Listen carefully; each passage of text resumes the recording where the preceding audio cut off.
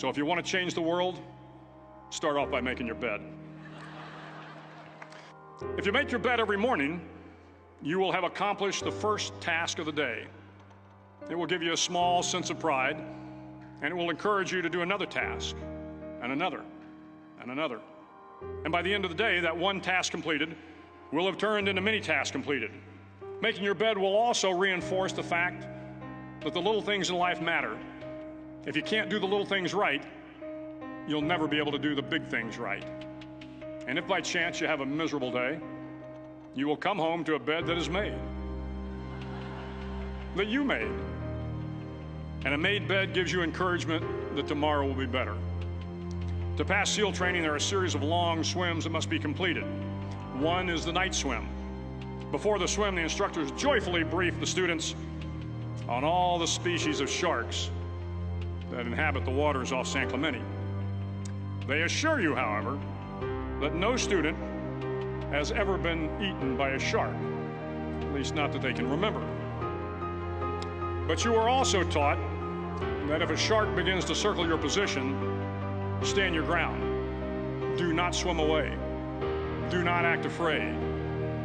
And if the shark, hungry for a midnight snack, darts towards you, then summons up all your strength and punch him in the snout, and he will turn and swim away.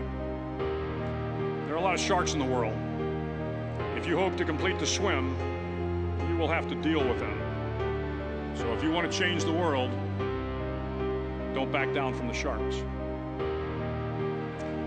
Over a few weeks of difficult training, my SEAL class, which started with 150 men, was down to just 42. There were now 6 boat crews of 7 men each. I was in the boat with the tall guys, but the best boat crew we had was made up of the little guys, the Munchkin crew, we called them. No one was over 5'5". The Munchkin boat crew had 1 American Indian, 1 African American, 1 Polish American, 1 Greek American, 1 Italian American, and 2 tough kids from the Midwest. They out-paddled, outran, and outswam all the other boat crews. The big men in the other boat crews would always make good-natured fun of the tiny little flippers the Munchkins put on their tiny little feet prior to every swim. But somehow these little guys from every corner of the nation and the world always had the last laugh, swimming faster than everyone and reaching the shore long before the rest of us. SEAL training was a great equalizer.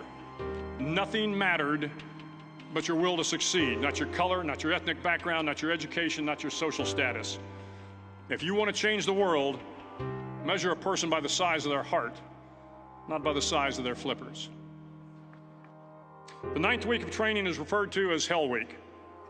It is 6 days of no sleep, constant physical and mental harassment, and 1 special day at the Mud Flats. The Mud Flats are an area between San Diego and Tijuana where the water runs off and creates the Tijuana Sloughs, a swampy patch of terrain where the mud will engulf you. It is on Wednesday of Hell Week that you paddle down in the mud flats and spend the next 15 hours trying to survive this freezing cold, the howling wind, and the incessant pressure to quit from the instructors.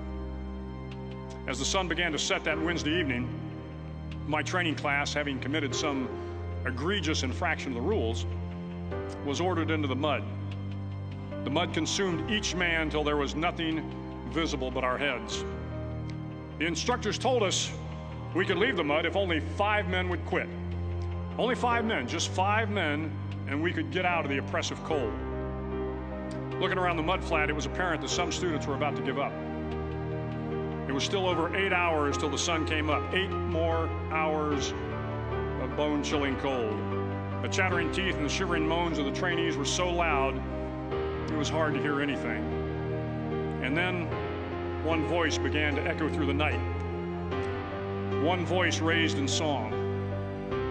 The song was terribly out of tune, but sung with great enthusiasm. One voice became 2, and 2 became 3, and before long, everyone in the class was singing. The instructors threatened us with more time in the mud if we kept up the singing, but the singing persisted, and somehow the mud seemed a little warmer, and the wind a little tamer, and the dawn not so far away. If I have learned anything in my time traveling the world, it is the power of hope. The power of one person, a Washington, a Lincoln, King, Mandela, and even a young girl from Pakistan, Malala. One person can change the world by giving people hope. So if you want to change the world, start each day with a task completed. Find someone to help you through life. Respect everyone. Know that life is not fair and that you will fail often. But if you take some risks, step up when the times are the toughest, face down the bullies, lift up the downtrodden, and never, ever give up. If you do these things, the next generation and the generations that follow will live in a world far better than the one we have today. And what started here will indeed have changed the world for the better.